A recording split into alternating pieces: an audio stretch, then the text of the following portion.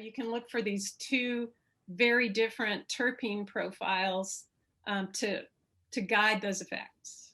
Allie, I don't, first of all, I agree with you, Michelle. I think you saw some familiar things in our formulation where we ended up, but I don't think dispensaries now are getting so sophisticated and they really are organizing themselves around effect instead of, indica and sativa and whatnot. So, and the Budtenders are so knowledgeable and helpful. So, I think if you go in, and if you haven't been to a dispensary before, if you go in and, are forthcoming with what you're looking for and what effects you're looking for, you're gonna find the right strain for you. If you're gonna smoke or vape, or you're gonna find the right product if you want, a different delivery system.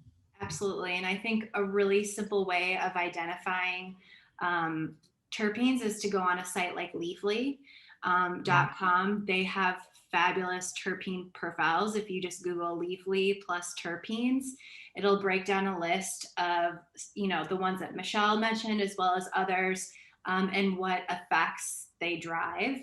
And you can go into a dispensary and say, hey, I want a high CBD strain that is linalool focused, and you'll get matched with that product. So really think about what you're looking for in terms of symptom management. Again, do some research on those terpenes and go into your dispensary and ask for products that feature those terpenes.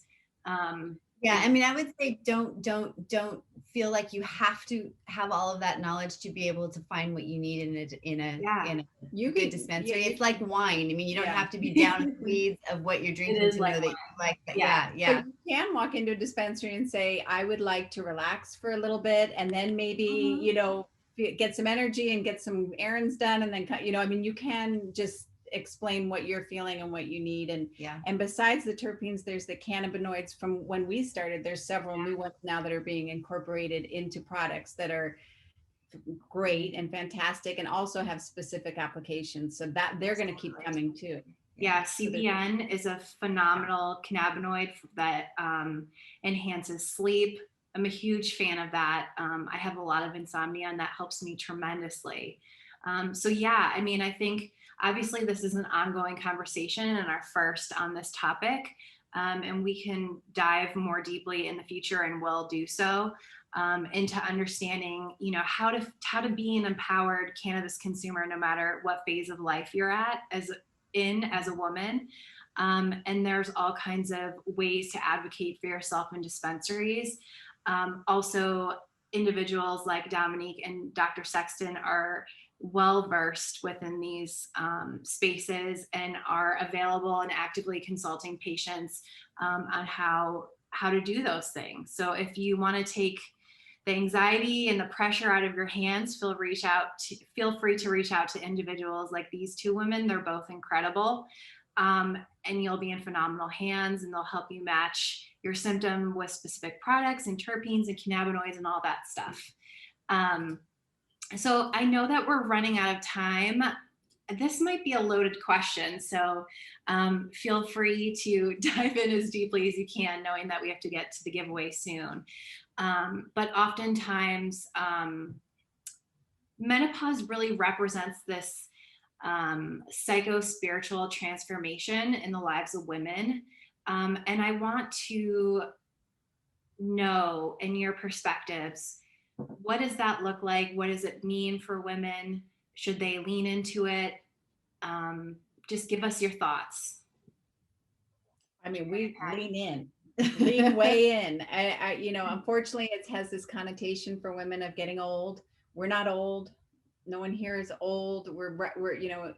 We are a generation of women who are 50, who have 50 good years left to live. So this is not the end. And you want to feel good and feel better and take control of that, so you can enjoy the next 50 years. I'm going to. I keep telling Carrie, we're living till we're 110. We're living well.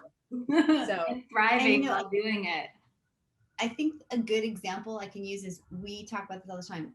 We could not have done this in our 30s. First of all, we had a lot of other responsibilities that we don't have right now with child rearing and whatnot, but that's not really what I'm talking about. We didn't have the self-confidence. We wouldn't have thought that we could walk into a space that we'd never been in before and make our way. We would have relied too heavily on what other people told us instead of our guts. We wouldn't have, that very first day in the dispensary, we wouldn't have asked every stupid question about cannabis. I maybe would have even gone because I was afraid of who was going to see me there, or, you know, whatever it was. And we would have been worried about who was waiting in line while we were getting our questions answered. And there's just a transformation that happens at this phase of life where you fill your own skin entirely and you make choices for your life based on you. And it is a total joy. It's a total joy. You have to feel good. So take care of yourself like you take care of everybody else you take care of. But it is a total joy.